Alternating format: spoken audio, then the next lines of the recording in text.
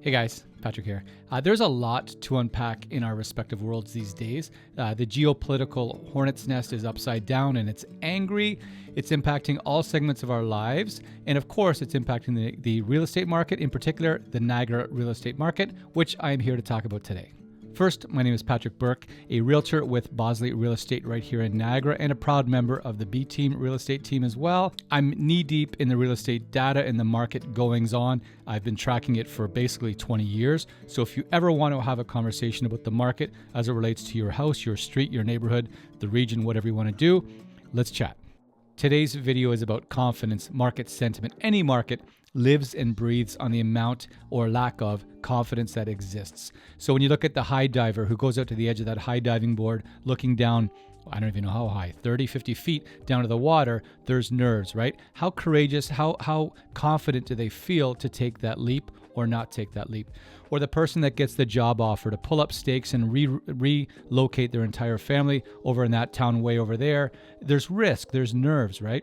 The degree to which you're going to jump off that board or say yes to that job offer is the confidence that you have, and that is the huge driver in decisions as well as the marketplace. Before we even get into the market, it's important to note there's two buckets of people, two sort of categories that determine and influence the market conditions. The first is the churn. This is the market churn that happens regardless of what's going on out there. The job transfer, the surprise kids that need more space, the downsize, moving to a senior's home, the estate sale, divorce, economic, all these other things that happen where somebody needs to get from here to there, regardless of what's going on out there. That market churn is always there, operating and moving the market along. The second group, this is the discretionary. This is the couple, they're empty nesters. They're looking at downsizing in the next 1, 2, 3 years. If the market's tight right now or it's nervous Nelly time, is that a thing? They're going to press pause and they're going to wait till the conditions are a little bit more favorable.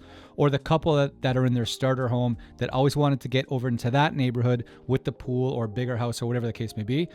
If they're not confident right now, they're going to press pause, thank you very much, and stay where they are. They're going to come back when the market conditions is more favorable or elicits a little bit more confidence. So with that, let's talk about the market right now. If you look at the right now where we are, this snapshot in early 2025, and you go back about 30 months, about 2.5 years, it has been remarkably consistent as far as the overall market conditions have gone. We've seen available listing inventory, the supply, the number for sale signs, either higher than normal or wow, that's really higher than normal. Meanwhile, sales have struggled, right? No secret there.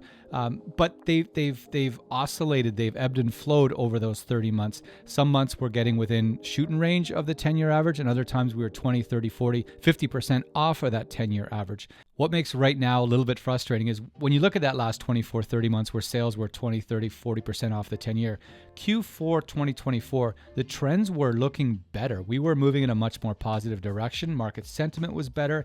Monthly sales were about 10% off of the 10-year average, a place we'd not been in quite some time. The economic data was great. It was good. The GDP growth was better than expected.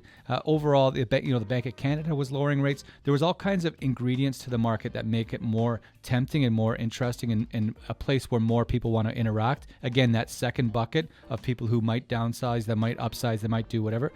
Those people were paying attention and they were watching what was going on. So as we came into 2025 and rounded the new year, there was some optimism out there. Not a market that was going to shoot the lights out or be electric, but it was a market that was going to be healthier, where people could have a bit more predictability. They could map out a plan and see what's going to happen and then go after it, as opposed to the complete guesswork, blindfolded in the fog that many people have felt they've been in the last 2.5, 3, 4, 5, whatever years, right? Buyers, look at the buying conditions now versus the last few years. You had mortgage rates that were improving. You had excellent supply, you had very low competition, you had prices that were flat. All of these ingredients, if you ask somebody in 2021, they would have loved to have any, let alone all of those ingredients in the marketplace. Then you look at sellers. Yes, prices have been flat largely since 2021. When you take the 2022 spike out of it, we're essentially the same prices over the last 3-4 years, which is new. However, when you look going back 5 years, current prices are still up 50-55% from 5 years ago. You go back a decade, now we're up 70, 80, 90, or over 100% up over that time. If you were to ask people in the early 2000s, if your house value could be up by 55% in 5 years, they would have loved to hear that news. So yeah, that's where we are still to this point for people that have, yes, there's different experiences, right? Different values, different amounts of equity and everything else. But for the people that have been in the market for that long, that longer amount of time, when they looked at the headlines, they saw what was going on. In their mind, things were worse, when in fact, when you balance out the equation, they were actually in a much stronger position than they might have realized. So yes, the market wasn't incredible, but people were feeling more comfortable. There was a willingness to engage with the market. Things were moving forward. Hey, look, we're going over there. And then that brings us to this time in early 2025 that I would call a shock market moment. First, it's important to know all markets change, right? There's always an ebb and flow. It doesn't matter if it's a 2008 market, a 21 market, an 04, a 12, it doesn't matter. There's an up and down, there's seasonal changes, all that good stuff that happens. So recognizing that ebb and flow happens regardless, there have been some shock moments to our market over the last 20 years that are notable and I think can be related to where we are right now. The first, we go back to 2008 when the global financial meltdown happened. We lost about 10% of average sale price in about 3 months. We regained it by the end of the year. We were up about 1% year over year. However, there was a moment where the bottom just fell out. Sales for that year were off about 11% over the previous year. The overall market sentiment was terrible. Jim was going to open up a landscaping company. We thought, how are we ever going to sell a house again? And then all of a sudden, the market got knocked down. It shook its head. It caught its breath. It stood back up, waited for a little bit, and then got rolling. And then the market slowly started to regain traction and get back to something you could call normal or predictable. To a lesser extent, but still relevant, 2015-16 was chugging along quite well, and then the government introduced some new mortgage rules, the stress test, the foreign buyer spec tax, all these kind of things. And then the sales dropped right down. We went from about 9,200 sales in 2016 to 7,000 in 2018. The average sale price change lagged because there was so much pent-up demand. It took a while for that to run out.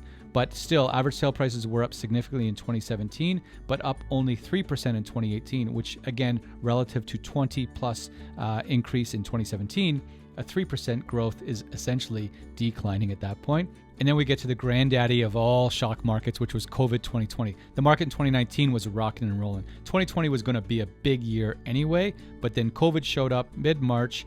Tom Hanks and his wife got it, the NBA got shut down, and everything went to bed, put on ice for a couple of months. We were all in our rec rooms. Nobody knew what was going to happen. Houses are never going to sell again for sure. We're going to be in our jams and wearing masks until who knows when. And then all of a sudden, we adjusted. People stood back up. We got an understanding of what was happening. And then the shock of that initial moment started to wear off, and we started to adjust to it, and people got back up and running. And then all of a sudden we had the most electric, record-setting real estate market of all time. So yes, 2008, 2016, 17, 2020, all of those markets were running along full speed, rocking and rolling. Thank you very much. An external event happened, stopped it in its tracks. There was an adjustment period. There was a holy crap, what's going on? And then things got rolling again. And that brings us to that same scenario here in early 2025. Q4 2024 was doing fairly well. Sales trends were good. Pricing was stable. Market sentiment was good. People were ready to take that dive off the diving board. And then an external event happened, and it's completely shaken market confidence, market sentiment. That second group of people have taken a step back and said, wait a second, I don't need to move. No, thank you very much. That first group of people are still moving because they have to. So that churn is still going on. But that buying pool, that fluidity of the market is not currently here because of that external event. So is the market terrible? I wouldn't say it is. I think it's a market that for a lot of people, they've just pressed pause and they're waiting to see what happens. I do believe that there's a market there. There's a demand that's there. There are people out there that want to move. Look, we just set the worst February and the worst March for those respective months of all time. That's not a new trend. That's a temporary situation where there was an external event that happened. Everybody pulled back, similar to March and April in COVID 2020. Similar to the end of 2008, that same situation happened. Everybody pulled back, said, holy cow, what's going on? Then figured it out, and then got their ducks in a row and started moving again. So how long is this shock moment that we're in going to live for? Nobody knows. And that's what adds to the hesitation, to the worry, to the uncertainty, to the inaction in the market, is because people don't know. Imagine we're all on a train platform waiting for the train to arrive and we have no idea when it's going to show up. That adds to the stress. It could be 2 minutes, it could be 32, it could be 2 hours. We have no idea. But if we knew when this stuff was going to settle, then you would see people start lining their ducks up and get rocking and rolling because they want to beat the rush. They want to get to that train before everybody else does, right?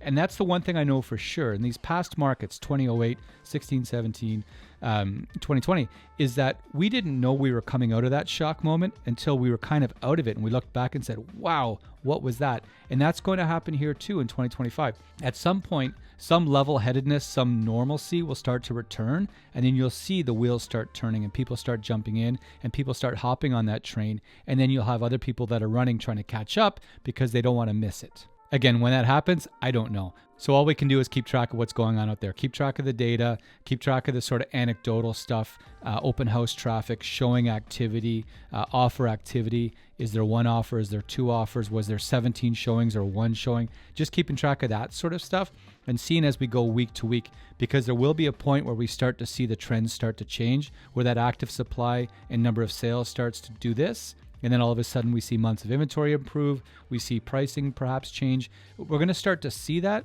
It's just a matter of time. When, we don't know. But I think the fundamentals are there. And I think we will see a market that starts to improve and starts to put one foot in front of each other as we go through here in the spring into the summer of 2025. I could be dead wrong, but that's the fun part of YouTube is you put it out there and you see what happens and then people leave you comments. Speaking of comments, in the description below this video, there will be a few links to some of the resources on our website. I would love for you to check it out. If you want to talk about the market, you can reach out to me. My info's down there too. Always happy to talk about the market in general, your city, your street, your community, whatever the case may be. It's what we do all the time. So by all means, don't hesitate to reach out. Take care of yourselves. Deep breaths. I think it's a day by day, week by week kind of market. And perhaps that applies to life as well right now for many people. Don't get wrapped up in stuff you don't have to get wrapped up in. Take that dog for a walk. Go see your friends. Go throw a Frisbee in the park. We'll get through this. Okay. Thank you. Take care. See ya. Bye.